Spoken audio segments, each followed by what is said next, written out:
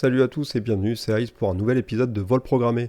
Aujourd'hui, l'épisode 4 heures Zulu sera consacré aux afficheurs 7 segments, les afficheurs de type 8 chiffres à base de puce Max 7219 et également les nouveaux venus depuis la version 10, les fameux TM1637 que nous verrons également.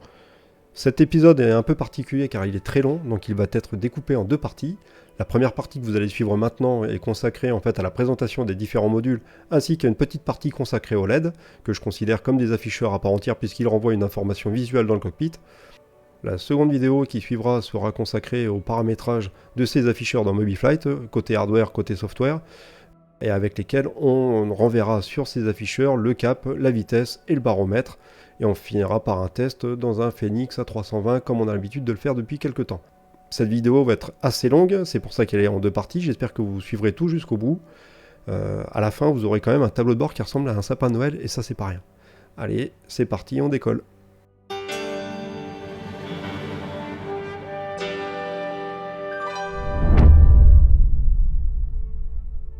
Première partie consacrée aux LED, on fait un rapide détour vers les LED, parce que pour moi les LED c'est un afficheur visuel, enfin un indicateur visuel très important dans un cockpit, ça permet rapidement de voir si quelque chose est enclenché ou si une alarme est en route. Les LED, il en existe alors différentes sortes, hein. Maintenant on en a tous plus ou moins à la maison, entre tous les gadgets qu'on a, les éclairages, les lampes qui clignotent, les LED pour décorer. On vient de passer Noël, on en avait partout. Dans MobiFlight, un seul type de LED est pris en compte, ce sont ces LED là. Alors il y a deux diamètres, ça ce sont des 6 mm et il y a des 3 mm également. Que j'utilise moi pour mettre dans mes boutons. Ça ce sont des LED de broche. Vous avez également ce type de LED, mais là je vous les montre juste pour l'exemple. Ça ce sont les LED RVB qui changent de couleur. Vous avez la cathode commune sur celle-ci je crois, et les trois broches qui permettent de modifier les couleurs RGB. Voilà, donc celle-là c'était juste pour l'exemple. Nous on va s'intéresser à celle-ci. Donc MobiFlight, en fait on va utiliser ce type de LED de deux diamètres, 3 mm ou 6 mm. Ça c'est une 6 mm. Le principe de fonctionnement des LED, c'est qu'elles ne s'allument que si le courant passe dans un sens. Si le courant passe dans l'autre sens, en fait la LED ne s'allumera pas simplement. Il n'y a pas de risque de faire griller la LED, mais ça ne fonctionnera pas. Pour savoir quel est le plus, quel est le moins, alors il y a une particularité, il y a deux particularités. Une qui est facilement visible, on la voit. Le plus, c'est facile, c'est l'anode, c'est la broche la plus longue. C'est la patte la plus longue. La courte, c'est le moins, c'est la cathode. Donc, si vous avez compris, le courant arrive par la longue, traverse la LED, elle s'allume, ça ressort par la courte. Généralement, ce qu'on fait, c'est que quand on a branché nos LED, pour pas être embêté, pour éviter un risque de court-circuit, on vient couper les pattes avec une pince coupante, on coupe les pattes. Si vous avez un problème que vous devez démonter vos LED, quel est le plus, quel est le moins quand vous avez les deux pattes qui sont de la même longueur? Alors il y a un petit repère visuel sur la LED, alors je ne sais pas si on la verra bien à l'écran, c'est que vous avez un plat sur la LED du côté de la broche moins. Ah, on le voit là, vous voyez que quand je la tourne, vous voyez, il y a un plat au niveau du moins. Donc si vous avez les deux pattes coupées, l'expression est particulière, si vous avez les deux pattes coupées et que vous ne savez plus où est le plus et le moins, cherchez là où il y a le plat, le petit plat là qu'on voit ici là. Ça veut dire moins. Sur toutes les LED, vous avez ce plat, et c'est du côté de la cathode. Voilà, ça c'était le petit tips. C'est cadeau. C'était un cadeau. Voilà, ça c'était le principe de fonctionnement des LED. Dans MobiFlight, c'est facile, vous avez, on le verra, c'est vous renseignez le type de matériel, donc c'est LED, et vous avez une seule broche à renseigner, l'autre est branchée sur le moins. Si, chose importante, surtout pas oublier avec les LED, c'est que vous en avez toutes les couleurs. Chaque couleur a une résistance propre. Une LED ne fonctionne pas avec le 5 volts ou le 3,3 volts d'une carte Arduino. Il faut forcément abaisser la tension avant de faire traverser le courant, au risque là de la faire griller par contre. Si vous envoyez le courant dans le bon sens avec une tension trop élevée, la LED risque de griller, voire d'exploser. Vous avez la LED qui va se péter en deux et un morceau qui va partir. Donc en fonction des couleurs, sachez que chaque LED a une résistance propre. En fonction des couleurs, je vous mettrai une incrustation lors du montage, de manière à ce que vous connaissiez la tension à abaisser avant d'envoyer le courant dans la LED. Donc ça, c'est avec des résistances qu'on fait ça, des résistances de ce type, des toutes petites résistances qui ont des valeurs en ohms différentes. Voilà, ça c'est du de mémoire 220 ohms, et ça permet d'abaisser la tension des LED rouges. On le verra tout à l'heure, hein, si ça explose, c'est que je me suis trompé. Le chapitre sur les LED est terminé, on verra ça tout à l'heure rapidement, comment ça fonctionne dans MobiFlight. Parlons maintenant des afficheurs à 7 segments. Donc les afficheurs 7 segments à base de puce 7219 étaient les seuls que prenait en charge MobiFlight jusqu'à la version 10. Depuis la version 10, ils ont intégré les afficheurs 7 segments à base de puce TM1637 qui permettent d'avoir des afficheurs plus compacts, plus faciles à intégrer dans les cockpits. Le principe restera le même, mais il y a quelques différences, on va les voir ensemble. Donc le premier, l'historique, c'était l'afficheur 7 segments à base de puce 7219. Donc on voit sur ces puces, donc 7 segments, 8 chiffres, ils étaient tous comme ça. Vous pouviez pas les... Alors c'était peut-être possible de les dessouder, moi j'ai jamais tenté, je me suis toujours débrouillé à les intégrer comme ça, avec plus ou moins de réussite. Ce qu'on voit sur ces afficheurs, c'est que vous avez des broches des deux côtés.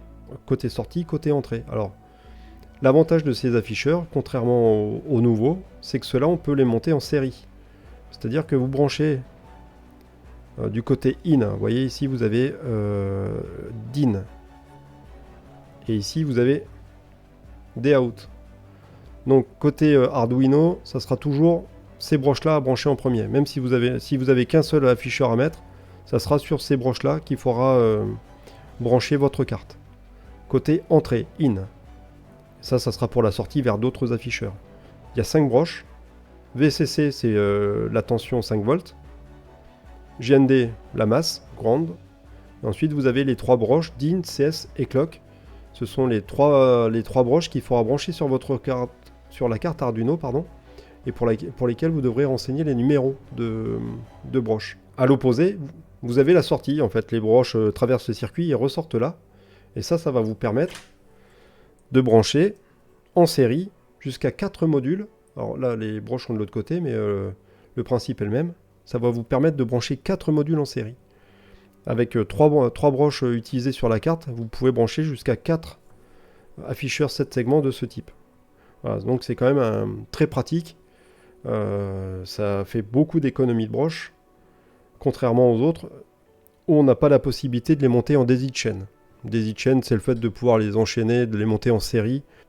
Donc ce à quoi surtout il faut faire attention avec ces afficheurs, c'est de toujours brancher votre carte sur les broches où vous avez le DIN et pas le DOUT. Si vous vous trompez, l'afficheur ne s'allumera pas. J'ai 2 types d'afficheurs. Ceux-là, sachez que ça existe. C'est qu'on peut en sortir. Alors je les ai jamais branchés. Je ne sais pas si en faisant ça, ça fonctionne. Je pense que ça doit fonctionner. Je ferai un test et je vous le dirai. J'avais acheté ces afficheurs avant de savoir que la version 10 allait nous apporter des afficheurs TM1637. Parce que j'espérais pouvoir les brancher en sortant un morceau et pouvoir les intégrer plus facilement dans un cockpit en ne mettant que cette partie en fait visible. Voilà, toute cette partie en fait serait cachée derrière le panneau et ça me permettait de gagner de la place. Autre point toujours concernant ces afficheurs à 7 segments et 8 chiffres surtout à base de puce Max 7219. Alors on peut voir c'est le même. On voit que celui-ci est légèrement plus petit. Les afficheurs en façade font la même dimension. Par contre, on voit que le PCB c'est la plaque sur laquelle le circuit est imprimé et sur laquelle les composants sont soudés. C'est cette plaque verte là et violette ici. On voit que le PCB est un peu plus court, donc plus facile à intégrer. La puce derrière n'est pas dans le même sens. Bon, pour nous, ça importe peu, hein. Mais ce qui va importer pour nous, vous voyez, alors là j'ai déjà soudé des fils puisque c'est le module qui va nous servir à faire les tests tout à l'heure. Ce à quoi il faut faire attention, c'est que les broches ne sont pas dans le même ordre. Dans MobiFlight, quand vous allez renseigner vos numéros de broches, il va vous demander dans l'ordre le DIN. Alors on le verra mieux de ce côté-là, on le verra mieux sur celle-ci d'ailleurs. Voilà. Il va vous demander dans l'ordre le DIN, le CS et le clock.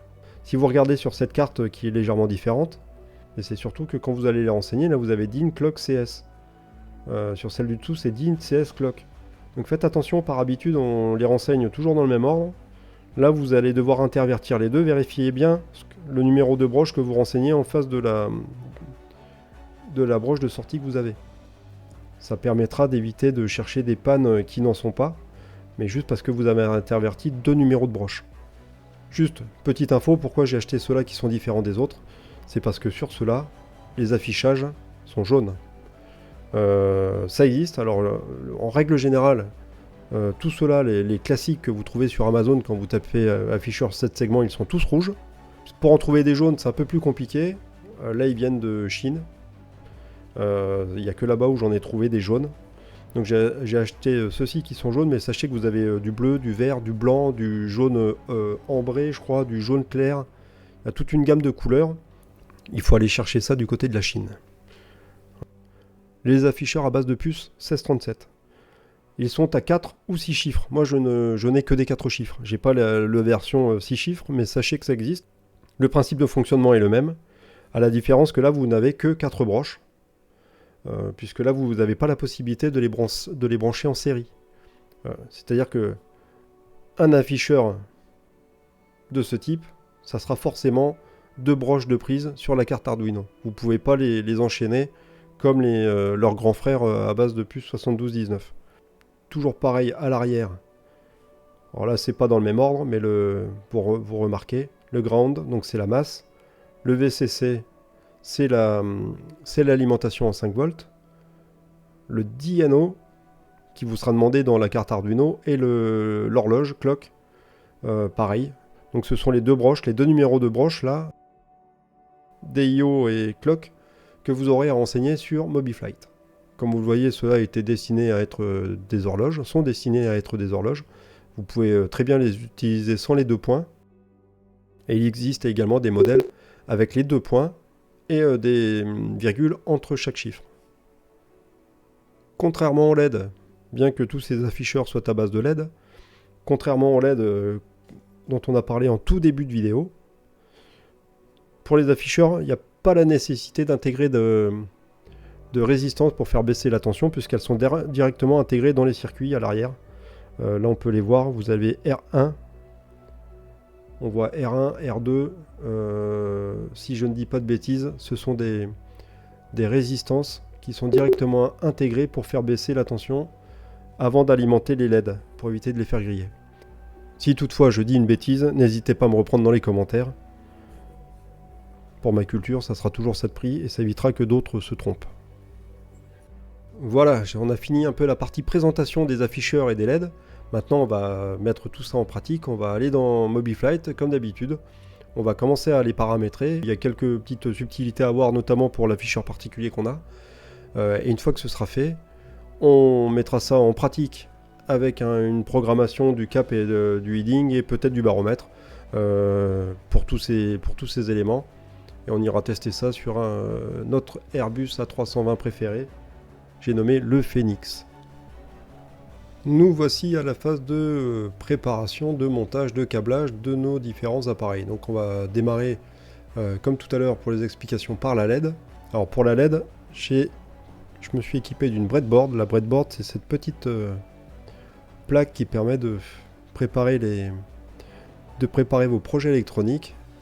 Pour ceux qui ne connaissent pas, vous avez donc le plus, vous avez 2 rangées de plus de part et d'autre de la borne, donc le long du fil rouge, le long du trait bleu, la masse, et ensuite, je vais me servir de ça pour vous montrer, par ligne verticale pour vous, tout est relié, avec une coupure ici qui vous permet de faire des ponts là, avec des éléments. Ça permet de préparer, de tester vos circuits électroniques. Ce que vous avez en bout que vous ne voyez pas forcément, c'est juste le module d'alimentation. Si vous souhaitez brancher une carte, une alimentation USB ou une alimentation secteur, vous avez la possibilité, grâce à ce petit module, d'alimenter toute la carte avec du 5 volts ou du 3 volts 3 selon vos besoins.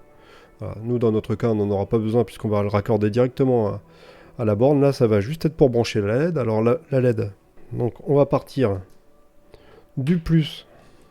On va utiliser des petits câbles, des câbles du pont. On va essayer de prendre les bonnes couleurs. On va partir d'une borne digitale de la carte Arduino.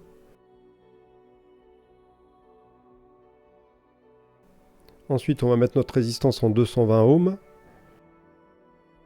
Donc on va planter la résistance à côté de l'alimentation. On lui fait faire le petit bridge. Maintenant, on va mettre notre LED, donc la borne plus.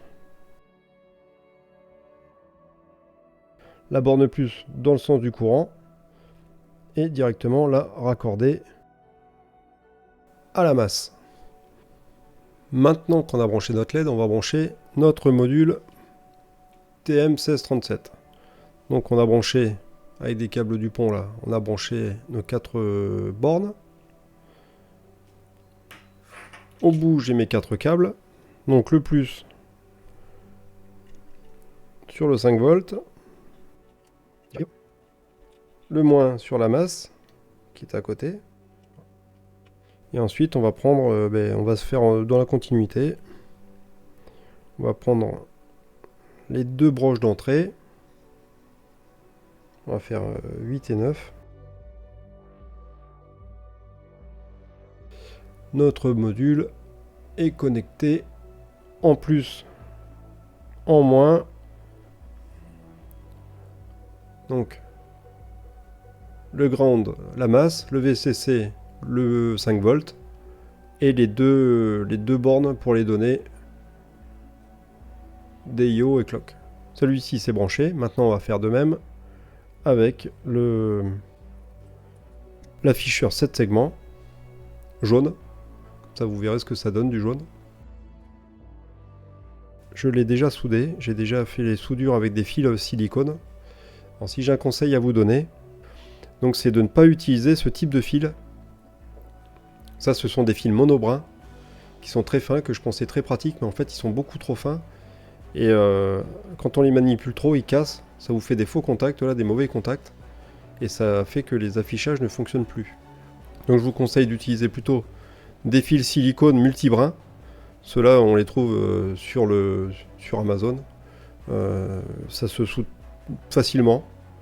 Et c'est très pratique, c'est qu'on peut les torsader de manière à faire des grappes de fils, enfin à faire des fils torsadés qui évitent de se mélanger partout. Je vous montrerai un peu tout à l'heure sur le home cockpit de l'A320, bien que ce soit un peu le bazar derrière, mais vous verrez ce qu'on peut faire avec les fils silicone.